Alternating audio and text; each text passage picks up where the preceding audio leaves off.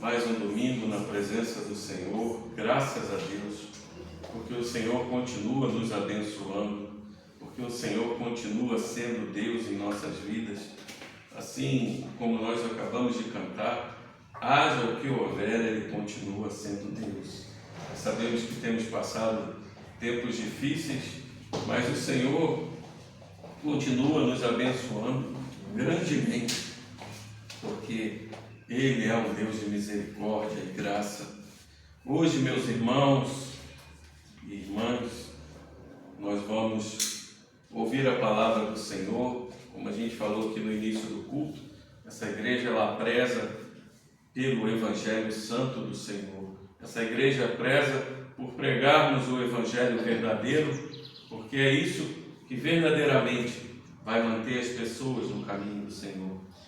E hoje eu trago um texto para vocês que ele é muito pregado em igrejas, mas certamente você já ouviu esse texto de uma forma que não é verdadeiramente o contexto que Cristo quis dizer.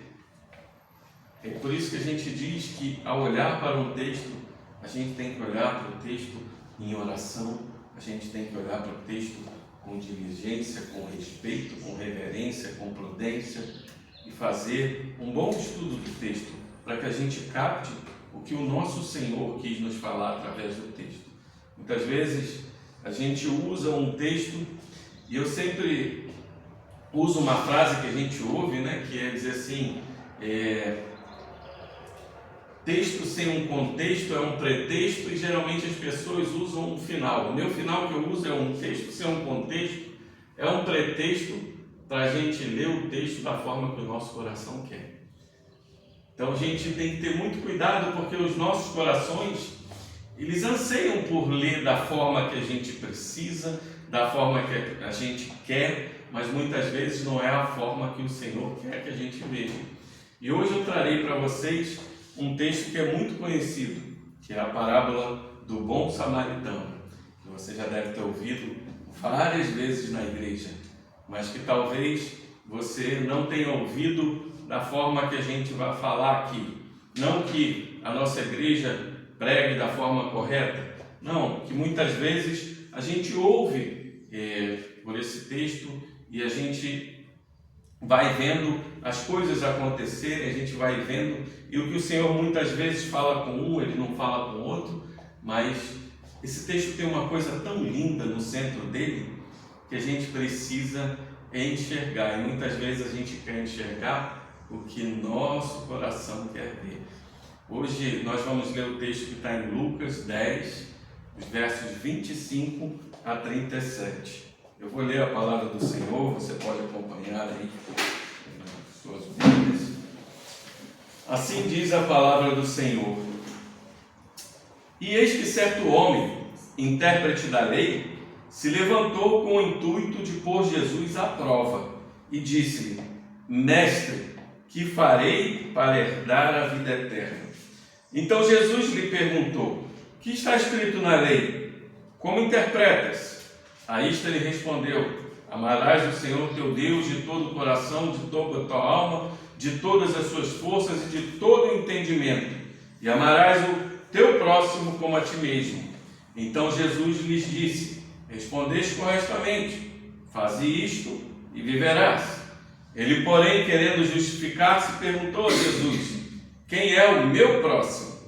Jesus prosseguiu dizendo: Certo homem descia de Jerusalém para Jericó e veio a cair em mãos de salteadores, os quais, depois de tudo lhe roubarem e lhe causarem muitos ferimentos, retiraram-se, deixando-o semi-morto. Casualmente descia um sacerdote por aquele mesmo caminho e, vendo, passou de largo. Semelhantemente, um levita descia por aquele lugar e, vendo, também passou de largo. Certo samaritano, que seguia seu caminho, passou-lhe perto e, vendo, compadeceu-se dele. E, chegando-se, pensou-lhe os ferimentos, aplicando-lhes óleo e vinho, e colocando-os sobre o seu próprio animal, levou-o para uma hospedaria e tratou dele. No dia seguinte, tirou 2 denários e os entregou ao hospedeiro, dizendo: cuida deste homem, e se alguma coisa gastares a mais, eu te indenizarei quando voltar.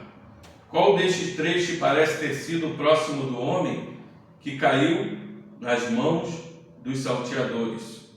Respondeu-lhe o intérprete da lei: o que usou de misericórdia para com ele. Então lhe disse: vai e procede tu de igual modo. Esse texto tem uma riqueza muito grande, meus irmãos e irmãs. Você que está aqui, você que nos assiste, porque muitas vezes, como eu comentei aqui, fora de contexto, esse texto ele vai nos mostrar algo que o nosso coração quer ver. E 2 coisas acontecem quando a gente lê esse texto, na maioria das vezes, ou quando a gente ouve pregar.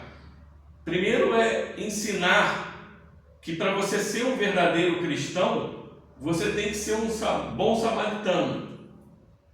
E não é isso que o texto quer dizer. Ou pior ainda, para se tornar um cristão, você tem que ser um bom samaritano. Só que essas 2 coisas não estão colocadas nesse texto. Olha que interessante, porque quando essa parábola é vista dentro do contexto do texto do livro de Lucas, a gente começa a perceber o que Jesus ensinava. Muitas luzes começam a se acender no nosso coração. Os versos 25 a 37, eles estão com 2 diálogos aqui que se encaixam entre eles. Na parte 25 a 28, nós vemos logo esse intérprete da lei, né? O intérprete da lei eram aqueles homens que estudavam as Escrituras, que estavam sempre ali estudando, buscando as Escrituras, examinando as Escrituras e fazendo o estudo diligente das Escrituras. Era um especialista na lei de Moisés. Era aquele especialista que passava o tempo da sua vida estudando as Escrituras. Naquele tempo, nós vemos aqui escrito no texto: se levantou com o intuito de pôr Jesus à prova. É interessante porque esse homem se levanta, e naquele tempo o professor ensinava sentado e os alunos ao redor ouviam e aprendiam. E para um aluno fazer uma pergunta, o mestre se levantava. Mas ao contrário, aqui o homem se levanta, tentando se colocar numa posição superior a Jesus e para testar Jesus. E o interessante é que quando a gente para ver, Lucas 20 vai dizer assim: observando, subornaram emissários que se fingiam de justos para verem se o apanhavam em alguma palavra, a fim de entregá-lo à jurisdição e à autoridade do governador. A todo momento, esses homens de Jerusalém, esses religiosos, os mestres da lei, os fariseus, os saduceus, eles buscavam uma forma de Jesus se enrolar. Eles buscavam uma forma de dizer: Jesus desobedeceu a lei, Jesus interpretou a lei de forma errada, Jesus errou. Eles viviam a todo tempo questionando e tentando Jesus a cometer um erro. Então esse é o primeiro ponto que a gente tem que se pegar. Esse homem quer colocar Jesus num erro. E olha que interessante, olha que bizarra a pergunta desse mestre da lei. Talvez você não tenha percebido isso, mas ele diz assim: mestre, que farei para herdar a vida eterna? Presta atenção a alguma coisa. Ele junta 2 verbos, farei e herdar. Meus irmãos e irmãs, herança não é algo que você faz para receber. Herança é algo, pela sua natureza, é um bem que é passado e você não precisa fazer nada para receber. E esse homem usa essas 2 palavras para dizer assim: o que eu faço para herdar? Para você receber uma herança, você nunca faz nada. Para herdar algo, fazer algo, para herdar algo, soa um tanto esquisito, um tanto bizarro. E o interessante é que a herança não é um pagamento por um serviço prestado. A herança é uma herança. A herança é uma doação. E olha como Jesus reage.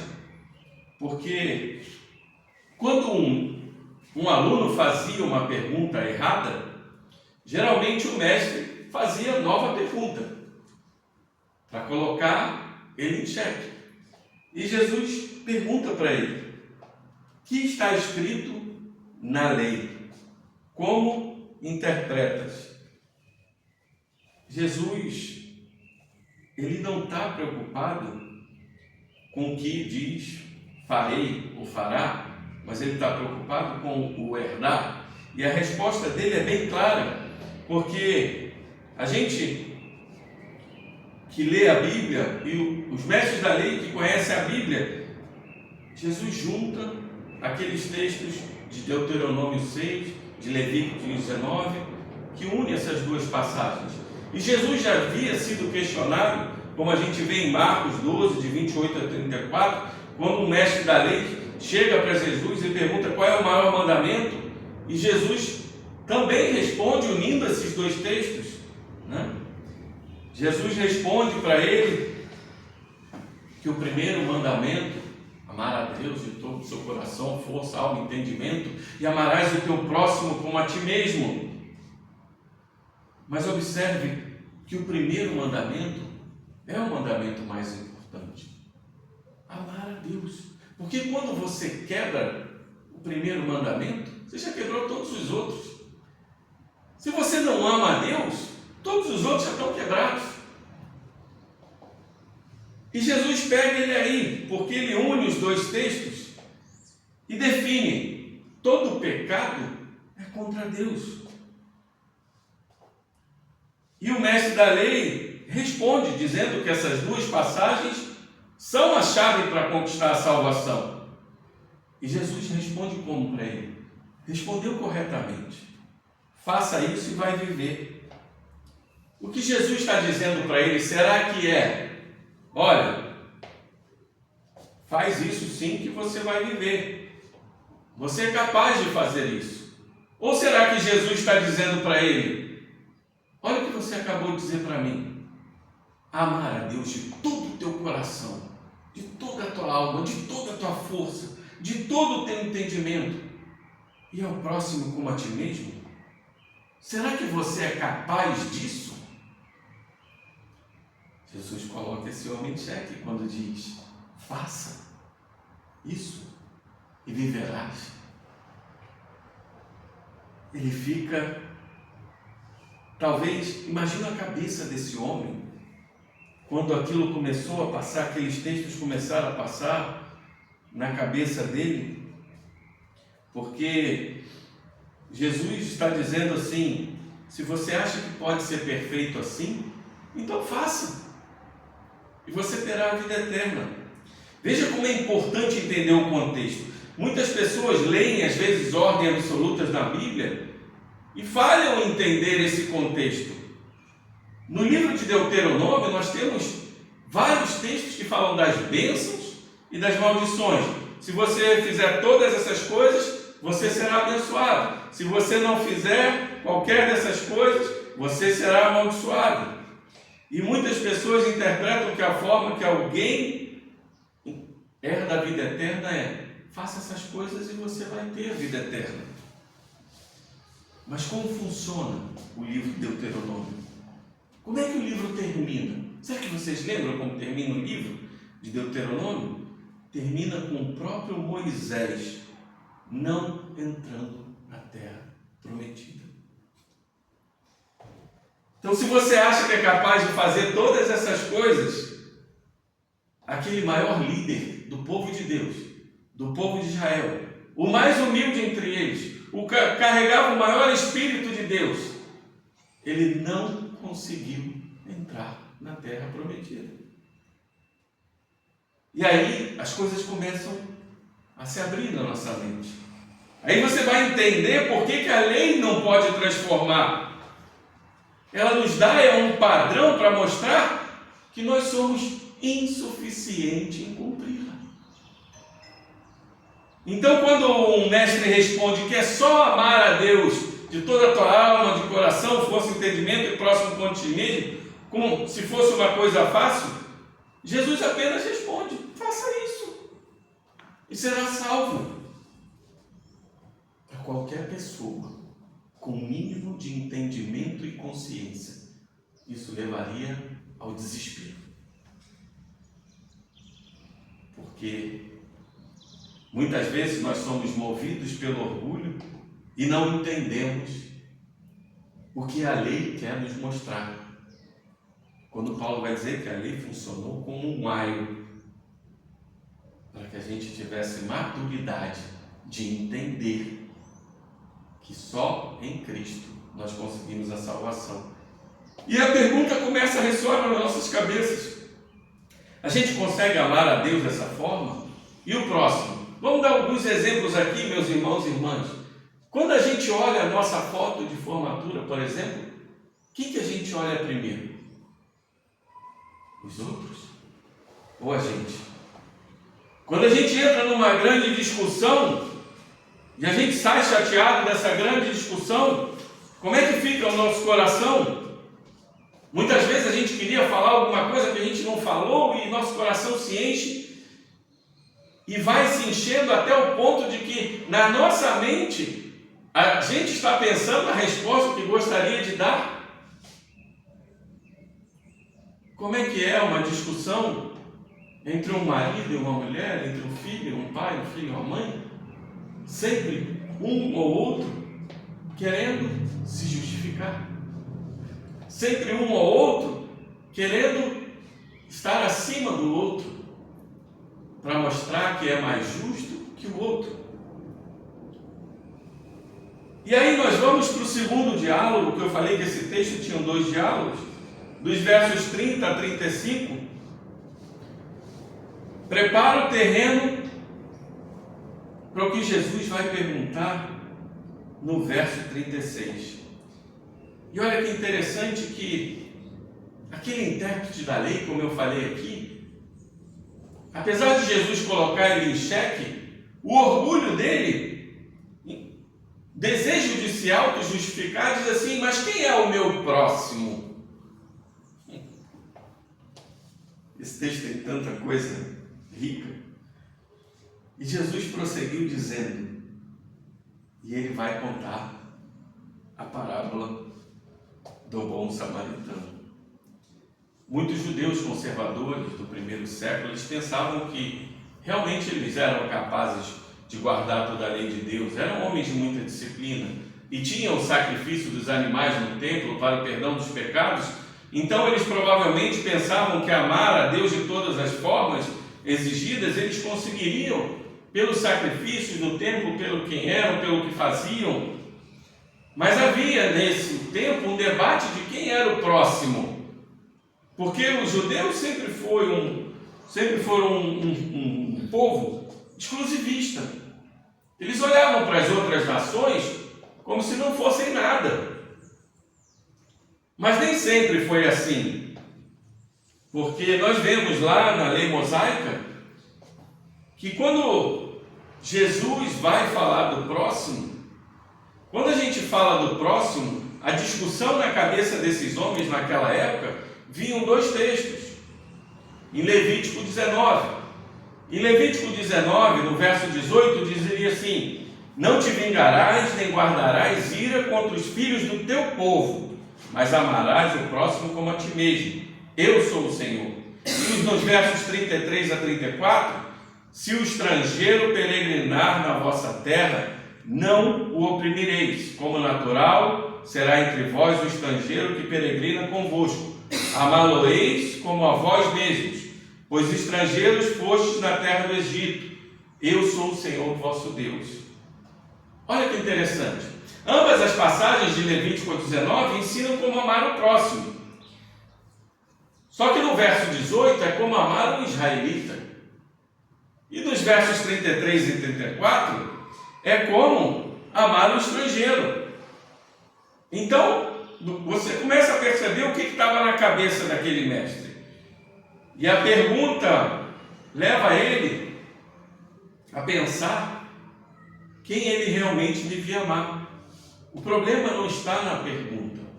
O problema está no modo que ele faz a pergunta. Porque ele está tentando se auto-justificar. Ele se coloca numa posição tão superior que ele pergunta: quem é o meu próximo? Como se eu fosse uma pessoa importante. O oposto da justificação, meus irmãos e irmãs, é a autojustificação. Na justificação, Deus declara que nós somos justos por aquilo que Cristo fez. É de fora para dentro. Mas a nossa justificação é algo que nós queremos fazer para salvar nós mesmos e nos declararmos sem culpa. Em outras palavras, esse intérprete ele quer se justificar domesticando a lei ao seu favor. A autojustificação do ser humano, ela é inerente ao ser humano. Ela começou em Gênesis 3. Você vai recordar comigo aqui, em Gênesis 3, quando o homem peca, e Deus pergunta para Adão: comeste do fruto? E qual é a resposta de Adão? Será que você lembra? A mulher que tu me deste. Ele coloca a culpa na mulher e coloca a culpa em Deus. Ele tenta se auto-justificar. Então essa herança da autojustificação já está no nosso coração, porque a gente sempre tenta se autojustificar. Até quando a gente conta a história para alguém, a gente conta de uma forma para a gente se exaltar um pouco mais, para se autojustificar. Mas se tem uma coisa que nessa caminhada cristã eu percebo, quanto mais essa pessoa tenta se auto-justificar, menos ela entendeu o Evangelho de Jesus Cristo. Quanto mais essa pessoa tenta se auto-justificar, menos ela entendeu a graça de Deus. Quanto mais essa pessoa tenta se justificar, menos ela entendeu o amor de Deus e a justiça de Deus. Porque quando a gente entende que Jesus nos justifica, a sua justiça foi imputada em nós, a gente não precisa mais se justificar diante dos outros. Se nós sabemos que somos agradados de Deus, para que a gente precisa agradar aos homens?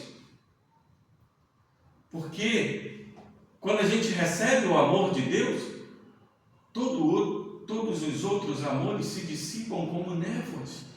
Porque nós sabemos que somos amados por Deus. E se sabemos que somos amados por Deus, no nosso coração, nenhum outro amor vai importar mais. É a mesma coisa quando Jesus diz: se você amar o seu pai e sua mãe mais do que a Deus, você não é digno. E a palavra que ele usa em muitos evangelhos é: teria que odiar. Odiar não seria no sentido de odiar pai e mãe, porque você estaria quebrando ali o 5º mandamento que diz: honra seu pai e sua mãe. Mas odiar no sentido de que o seu amor tem que ser tão grande por Deus que os outros amores não pareçam nada, que pareçam até ódio. E esse é o fundamento da justificação. É quando a gente entende. Se você me mostra um cristão que está todo o tempo tentando se justificar, eu te mostro um cristão que não entendeu nada do Evangelho. É isso que acontece no texto. Aí, para você melhor entender, Jesus ele conta a parábola. Deixa eu dizer uma coisa para você, porque muitas vezes a gente olha para esse texto com olhos hipócritas. Porque a gente diz assim: poxa, esses homens não ajudaram ele. Poxa, esses homens podiam ter parado. A estrada para Jericó, você precisa entender que Jerusalém ficava mais ou menos a 900 metros acima do nível do mar. E Jericó ficava mais ou menos 300 metros abaixo do nível do mar. A distância entre as duas cidades tinha em torno de 27 quilômetros. Só que a estrada, 27 quilômetros, é mais ou menos como se você fosse do pé da Serra de Teresópolis até o alto da Serra de Teresópolis. Você imagina andar toda essa estrada, só que não uma estrada bonita como a gente vê ali, com asfalto, com luz, com iluminação, com plantas. Não, aqui era uma estrada estreita, íngreme, cheia de cavernas, cheia de espículas, com áreas perigosas para você caminhar e uma estrada cheia de penhascos, cavernas e muitos ladrões que se escondiam nessas cavernas para que pudessem assaltar as pessoas e escapar com facilidade.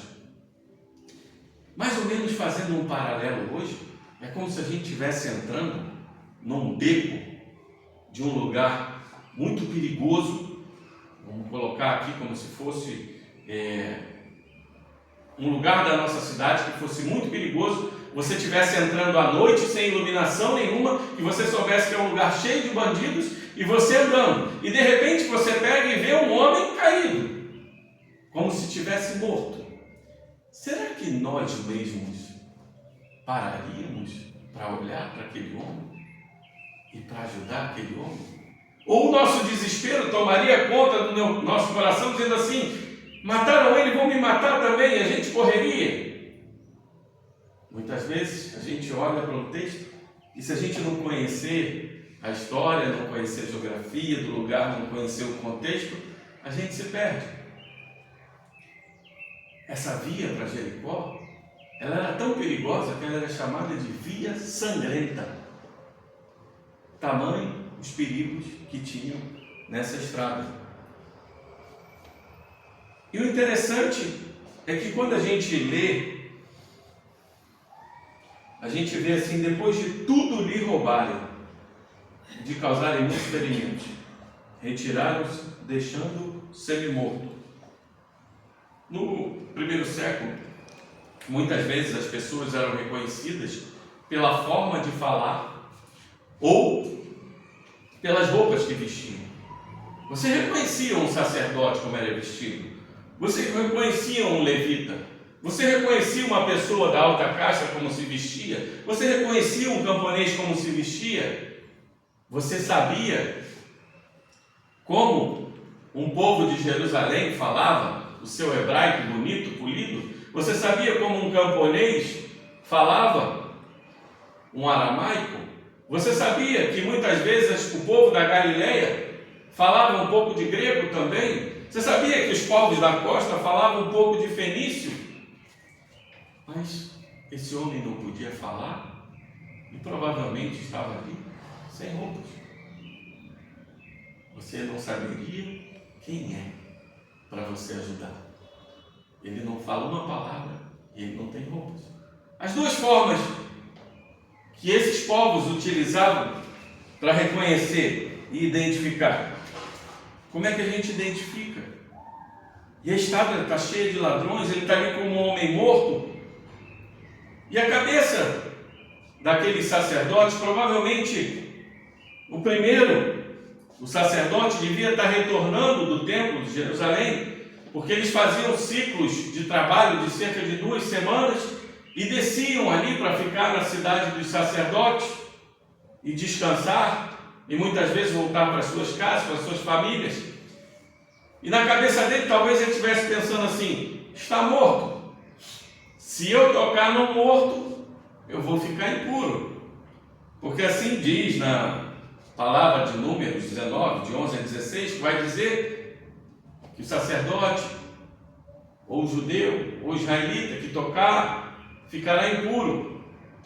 E terá que ir ao templo se purificar por 1 semana. E na cabeça dele falou assim: se eu colocar a mão agora, eu vou ter que voltar para o templo, passar 1 semana me purificando.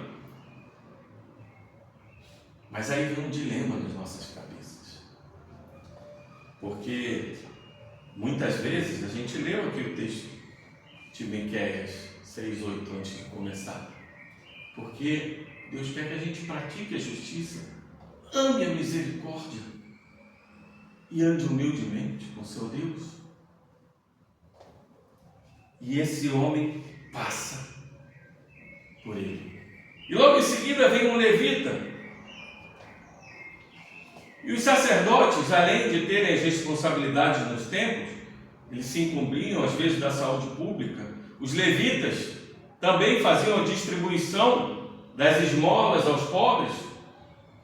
Eles tinham a sua parte religiosa, mas também tinham a sua parte secular, que teriam que trabalhar. Esse era um chamado sacerdotal. E o levita também, que era um auxiliar do sacerdote, passa também de largo por esse homem. Provavelmente na sua cabeça, com medo, ou tentando não se contaminar. Mas aí vem o dilema que entra na cabeça de um cristão. Porque Jesus foi questionado quando ele tocou no leproso. Jesus foi questionado quando ele tocou num defunto. E a resposta dele foi sempre em amor. Porque nós temos um Deus que Ele é tão poderoso, que Ele é tão santo, que Ele é tão justo, que o toque dele purifica qualquer coisa. Glória a Deus. Louvado seja o nome do Senhor. O toque dele purifica qualquer coisa. E aí você começa a entender na sua cabeça, meu irmão, que numa situação dessa, se você está com esse Deus que purifica, se você está com esse Deus que justifica, não há nada que possa te tornar impuro. Não há nada de tocar num defunto, ou de tocar numa pessoa quase morta, ou de muitas vezes curar um leproso, que te deixa impuro, porque nós vivemos na essência e vivemos com o Espírito de um Deus puro, que purifica toda a impureza. E você para pensar que o sacerdote levita, obviamente, negligenciaram um preceito muito importante. Obedecer é melhor do que oferecer sacrifícios. 1 Samuel 15, 22. Glória a Jesus. Então é melhor. E os levitas eram os assistentes dele, fez a mesma coisa. E aí ele toca no samaritano. Isso era uma ofensa muito grande para o judeu. Porque judeu e samaritano, eles não se gostavam. Eles eram povos rivais. O samaritano, por exemplo, a Bíblia dos samaritanos, ela só compunha os livros de Moisés. Eles não acreditavam no restante do Antigo Testamento. Eles não criam, eles acreditavam que o templo não deveria ser em Jerusalém, teria que ser em Samaria. Eles tinham uma rixa com os judeus. Então, um povo que não gostava do outro por suas razões. E Jesus coloca logo um samaritano. Lembre-se que quando os judeus se enfureceram com Jesus, quando eles estão ali naquela discussão, em João 8, que Jesus vai dizer que eles são filhos do pai da mentira, que eles são filhos do diabo, aqueles homens chamam Jesus de samaritano. Mas esse samaritano que Jesus fala, não olha para nada, apenas pega aquela pessoa, coloca sobre o seu animal, leva a uma hospedaria, cuida dos ferimentos dele e paga 2 denários. Denário era a moeda daquela época que representava o trabalho de um dia inteiro. E diz para o dono daquela hospedaria que qualquer despesa extra ele vai pagar. Talvez você não se atente a esse finalzinho dessa frase. Ele é muito importante quando você entende um contexto. Porque naquele contexto, uma pessoa que não saudasse as suas dívidas se tornaria escravo da outra. E aquele homem diz assim: eu vou pagar tudo por ele. Faça o que for preciso. Eu vou pagar tudo por ele. Eu acho que o Evangelho começa a se abrir na sua cabeça. E olha a pergunta de Jesus. Agora no verso 36, depois desses 2 diálogos, Olha o que Jesus pergunta: qual destes três te parece ter sido o próximo do homem que caiu nas mãos dos salteadores? Eu vou ler de novo para você atentar o que Jesus perguntou. Qual destes três te parece ter sido o próximo do homem que caiu nas mãos dos salteadores? Não sei se você percebeu que Jesus, o homem está tão imerso na sua autojustificação, o mestre da lei, que ele pergunta: quem é o meu próximo? E a pergunta de Jesus, ela inverte totalmente. Ela diz assim: de quem eu serei o próximo?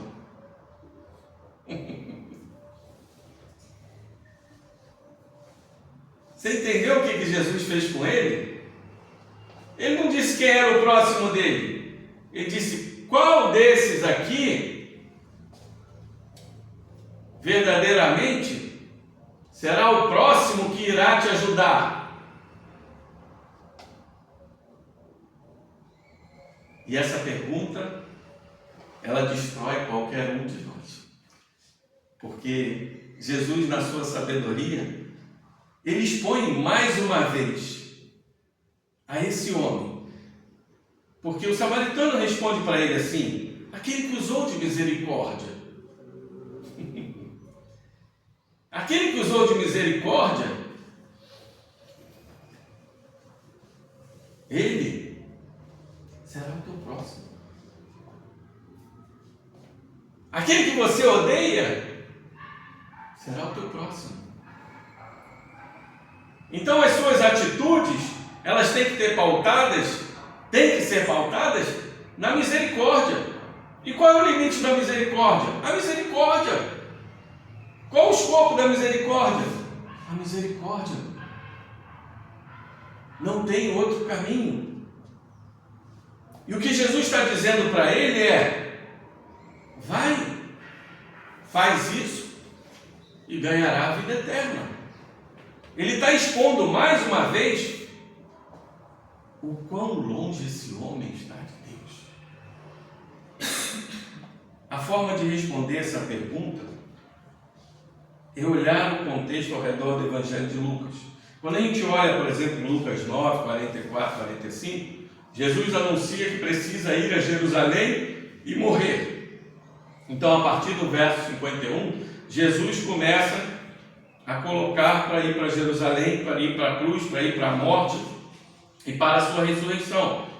Em outras palavras, meus irmãos e irmãs, o Evangelho não pode ser lido sem você ter essas duas palavrinhas na sua mente: morte e ressurreição. Em outras palavras, o Evangelho não pode ser lido longe disso. O final dos 4 Evangelhos relata a morte e a ressurreição de Jesus. Então, se você lê a parábola do bom samaritano como uma forma de ganhar acesso a Deus, a parte da morte e ressurreição de Jesus, você entra numa compreensão errada do texto. A parábola, os versos 20 a 22, eles falam do alvorecer do reino à medida que Jesus manda os seus discípulos. Ele está dizendo aqui: naquela hora exultou Jesus no Espírito Santo e diz: graças te dou, ó Pai, Senhor do céu e da terra, porque ocultaste essas coisas aos sábios instruídos e as revelaste aos pequeninos. Sim, ó Pai, porque assim foi do teu agrado, tudo me foi entregue por meu Pai. Ninguém sabe que é o Filho senão o Pai, também ninguém sabe que é o Pai senão o Filho, e aquele quem o Filho quiser revelar. Jesus está falando do Evangelho, e ele entra novamente numa discussão em que ele tem que falar do Evangelho. E esse é o contexto que faz a gente entender. E logo depois, no final, Jesus está falando de Marta e Maria. Marta queria que Maria ajudasse com todo o trabalho da cozinha. É claro que a gente sabe que Marta precisava de ajuda, não é? Mas o problema de Marta é que ela fica amargurada ao ver Maria fazer outra coisa enquanto ela ela não teria sido repreendida por Jesus se ela tivesse feito o seu serviço quieta. O que Jesus está querendo dizer é que não é necessário mais trabalho para que você se mostre mais justo. Não é necessário mais trabalho para que você se mostre mais justo. Porque a justiça vem de fora para dentro. Primeiro ele fala para aqueles homens que o Evangelho foi revelado a eles. Depois ele discute com o mestre da lei, falando sobre a justiça de Deus. E depois ele vê Marta tentando se justificar. E a resposta daquele texto, Maria e Marta: o excesso de trabalho não vai te justificar mais. Existem momentos que a gente tem que estar diante de Deus, porque é Ele quem nos justifica. Glória a Deus, é verdade, sim. E aí você começa a entender o contexto de como Jesus está falando. Porque a vida eterna, ela é para ser herdada, ela é totalmente independente do que Jesus fez na cruz. Ela não pode ser conquistada por nós. Assim como esse mestre da lei não conseguirá amar a Deus de todo o coração, alma, força e entendimento, e o próximo como ele mesmo, nós não conseguiremos fazer a mesma coisa. Muitas vezes a gente quer se olhar como um bom samaritano, mas nós não somos bons samaritanos. O ponto fundamental aqui da parábola de Jesus é mostrar para aquele homem que as coisas que ele pressupõe, que ele faz, estão erradas e não funcionam para herdar a vida eterna. Esse é o ponto. Enganar, pensando que a gente pode agradar a Deus. Se a gente pensa isso, a gente não entendeu nada. A nossa pretensão é totalmente absurda. Por exemplo, a gente vai ver no texto de Lucas 16, 14 e 15, os fariseus que eram avarentos ouviam tudo isto e o ridicularizavam, mas Jesus lhes disse: vós sois o que vos justificais a vós mesmos diante dos homens, mas Deus conhece o vosso coração, pois aquilo que é elevado entre os homens é abominação diante de Deus. Não tente se justificar, porque isso é abominação diante de Deus. Em Lucas 18, 9, Jesus conta a parábola do fariseu e do publicano que subiram para orar. E por que ele conta essa parábola? Porque ele estava respondendo de novo àqueles homens que tentavam se auto-justificar e se achavam justos. E ele diz para ele: aquele que chora, que ora aos meus pés, esse é que é justo. Eu não vim para os sãos, eu vim para os doentes. Eu não vim para os justos, eu vim para os injustos. Se você quer um exemplo de um bom samaritano, olhe para Cristo. E olha que coisa linda, porque a parábola nos conta a história de um forasteiro que nos pega, nos toma na nossa necessidade quando a gente está afundado e nos garante a vida e paga tudo para que a gente não seja escravo. Como esse evangelho é lindo. Eu vou repetir para você: um forasteiro, aquele que as pessoas olhavam para ele e não via nada de bom, aquele que a imagem não nos atraía, aquele que muitas vezes a gente cuspia na sua face, que a gente virava as costas. Esse mesmo forasteiro veio de um outro lugar. Ele nos pega no caminho, mortos, caídos, nos levanta na nossa necessidade, nos leva para um lugar para nos cuidar e entrega, dizendo: aqui é o lugar dele, aqui é a casa dele, cuida dele, Faz tudo o que for preciso, porque eu vou pagar tudo por ele. Glória a Deus. E é assim que Jesus nos faz, nos entregando ao Pai, nos entregando a Deus e dizendo: Ele tem importância para mim. Eu paguei tudo e ele não vai ser mais escravo. Essa é a essência dessa parábola linda. E a gente tem que se motivar de entender que quando a gente entende que Jesus nos pegou, ele é o bom samaritano, nos pegou no meio do caminho, cuidou de nós, nos levou para um lugar para nós sermos cuidados e pagou todas as nossas dívidas, o nosso coração vai se encher de misericórdia, o nosso coração vai se encher de justiça, o nosso coração vai se encher de pureza. E aí você entende o que Miqueias queria dizer, quando que o Senhor quer de nós, é que você pratique a justiça, pratique a palavra de Deus, ame essa misericórdia, porque Deus teve misericórdia de nós no meio do caminho, e que você ande humildemente com seu Deus, não tentando se auto-justificar, porque só Ele nos justifica. Glória a Deus. Assim como Marta, o excesso de trabalho não vai te justificar. O que vai te justificar é aquele que te pegou no meio do caminho, consumido, morto, entregue aos ladrões, entregue à escuridão, e cuidou de você, e te colocou num lugar seguro, e pagou toda a sua dívida. Aleluia.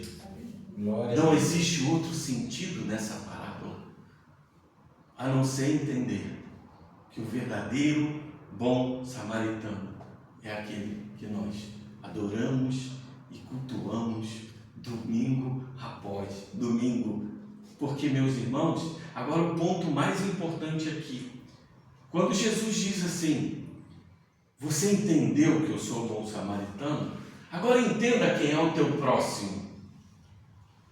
Porque vocês, eu e vocês, vivemos na estrada de Jericó todos os dias. Nós vivemos o perigo. Hoje nós temos saúde, amanhã nós podemos estar doentes.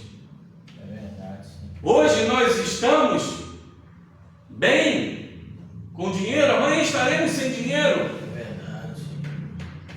Hoje nós temos uma harmonia na família, amanhã não teremos. Nós vivemos na estrada de Jericó. E quando Jesus pergunta: de quem? Qual desses aí você acha que será o teu próximo? Aquele que vai te ajudar. Que é assim que tem que se mover a nossa cabeça. A gente não tem que ajudar pensando em se justificar e dizer para Deus: viu como eu sou bom? A gente tem que ajudar as pessoas pensando no seguinte: amanhã posso ser eu.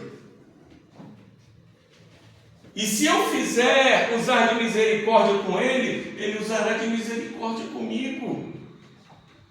Porque assim é o amor de Deus. Porque Deus não deveria, nem tinha necessidade de fazer nada por nós.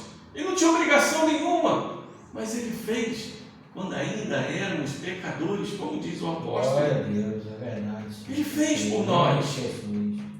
E muitas vezes a gente olha com um olhar para aquele próximo, mas ele só me destrói, só me xinga, só me derruba, mas ele é sujo, mas ele vive na impureza, mas ele vive assim, ele vive assado.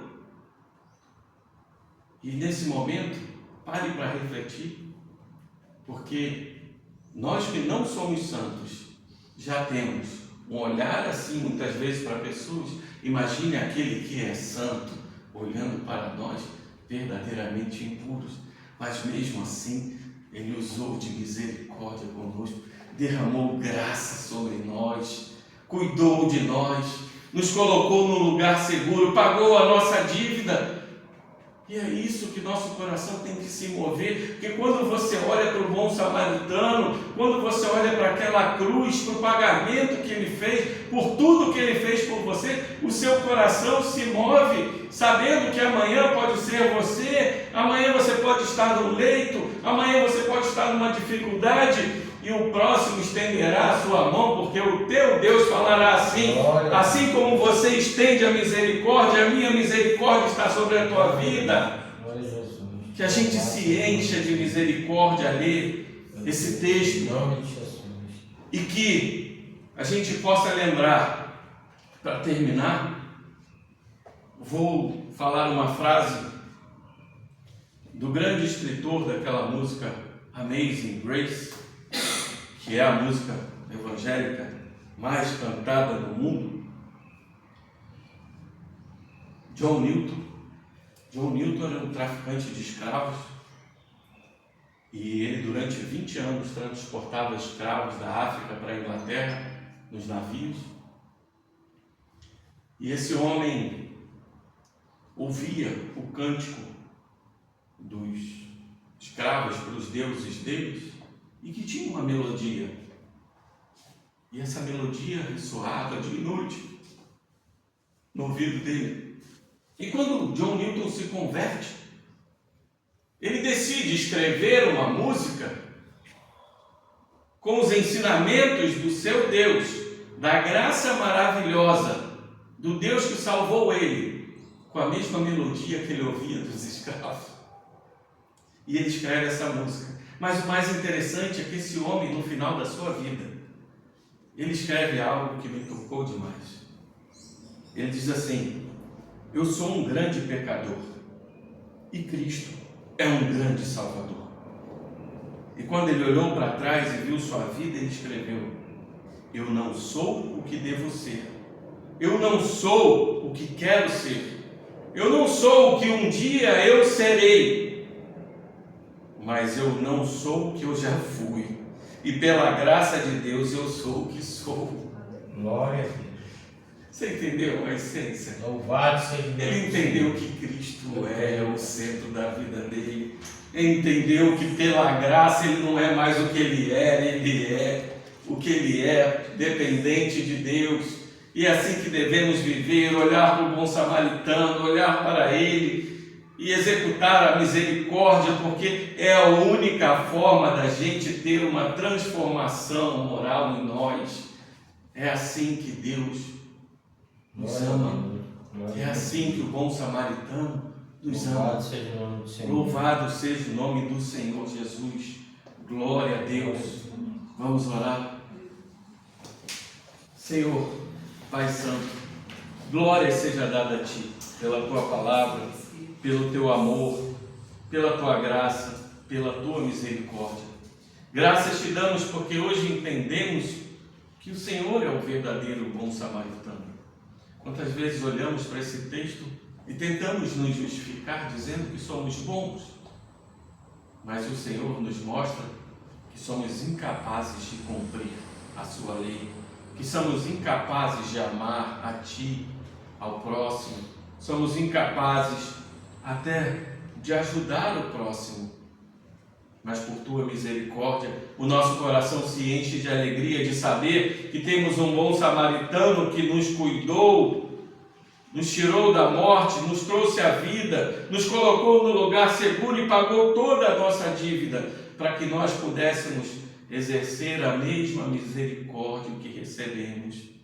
Que nosso coração se encha da Tua graça, da Tua justiça, do Teu amor e da Tua misericórdia, e que a gente possa, cada dia mais, não mais nos justificar para a nossa glória, mas saber que somos justificados, amados e querer toda a glória somente para Ti.